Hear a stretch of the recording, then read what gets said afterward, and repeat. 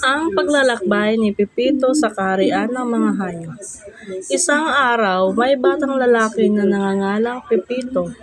Si Pepito ay isang masigla at mapangarap na bata na lagi nangangarap ng mga kakaibang pakikipagsapalaran.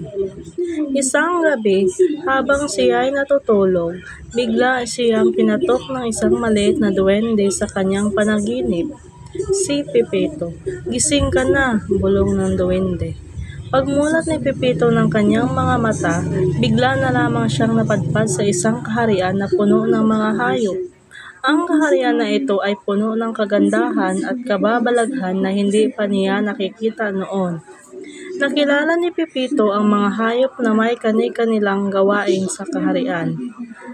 May mga masasayang unggoy na naglalaro sa puno. May mga sipag na langgam na nagtutulungan sa pag-ani ng